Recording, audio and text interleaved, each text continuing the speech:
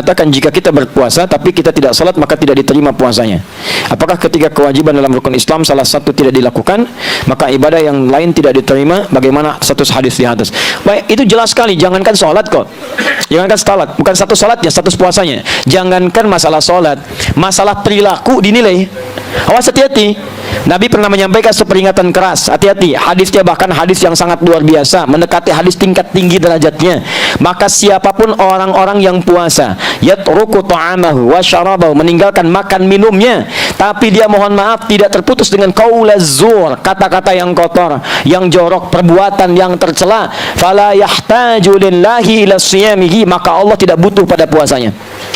Bahasanya begitu. Kata Allah, saya nggak butuh, ngapain kamu puasa? Saya nggak butuh. Kau puasa aja nggak saya terima, ngapain kau puasa? Ya, jadi kalau masih ada orang puasa senang mencuri, ada orang puasa senang mencela, ya itu kata Nabi, Allah nggak butuh pada puasanya. Yang seperti itu ngapain puasa? Allah nggak butuh pada puasanya. Ini bahasa yang sangat tegas sekali, sarkas, bahasa yang sangat tinggi. Artinya jangan coba-coba menyandingkan puasa dengan maksiat. Anda puasa itu fungsinya menutup maksiat. Awas, puasa fungsinya menutup maksiat. Jadi kalau ada orang puasa masih mengerjakan maksiat, ada yang salah dalam puasanya. As-Siyam, kitab As-Siyam, Sahih Al-Bukhari, jilid pertama, paling kanan sebelah bawah. Qala Rasulullah sallallahu alaihi wasallam an Abi Hurairah radhiyallahu ta'ala anhu qala Rasulullah sallallahu alaihi wasallam, hadis riwayat sahabat Abu Hurairah semoga Allah meridai kepada beliau menyampaikan Rasulullah SAW pernah bersabda, lihat kalimatnya, as-siyamu junnatun, puasa yang benar itu akan memberikan perisai dari kemaksiatan. Jadi kalau orang benar puasanya, maka dia punya perisai dari yang buruk, yang kotor, yang tidak baik dibuang. Fala yarfuth, la-nya nahi, larangan. Maka orang puasa tidak boleh mengerjakan yang kotor. Rafath, kata-kata kotor, jorok, tindakan kotor, tidak bagus, rafath. Awas, hati-hati. Begitu dikerjakan tidak ada nilai puasanya. Ini saya kasih tahu ya. Ini bahaya nih. Puasa itu ada yang namanya mubtilat, yang membatalkan langsung. Ada yang mufsidat, yang merusak. Kadang-kadang orang sangat care dengan yang ini, tapi abai dengan yang ini. Ini paling bahaya. Yang ini membatalkan langsung, makan, minum. Baik, kumur-kumur membatalkan tidak? Tidak, tapi kalau kumur-kumur pakai sirup, batal puasa. Ini ya. Kalau telan misalnya kan, nah ini batal. Jelas, selesai. Yang ini nih yang nggak kadang-kadang nggak disadari, merusak. Gibah,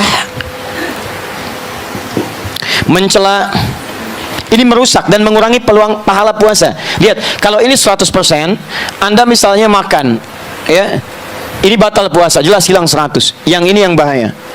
Misal, gibah, 50% pahala hilang. Mencela, 50% hilang. Menuduh, 50% lagi. Awas, hati-hati. Awas, hati-hati. Setelah itu misalnya, mohon maaf, berdusta 25% misal. 50, 100 tambah 75, minus 75. Anda bukan cuma kehilangan puasanya, tapi Anda menghadirkan dosa 75%. Wala yajhal, jangan melakukan tindakan yang bodoh.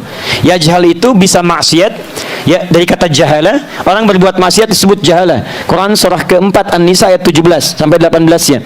Innamat taubatu 'ala Allahi lil ladzina ya'maluna su'an bijahalatin. Banyak orang bermaksiat pengen tobat karena mengerjakan perbuatan salah, jahalah. Jahalah itu jenisnya dua. Ya, jenisnya dua. Yang pertama karena tidak tahu. Dia tidak tahu kalau menikmati gosip itu dosa. Tidak tahu, diberitahu, kamu tinggalkan. Itu jahalah.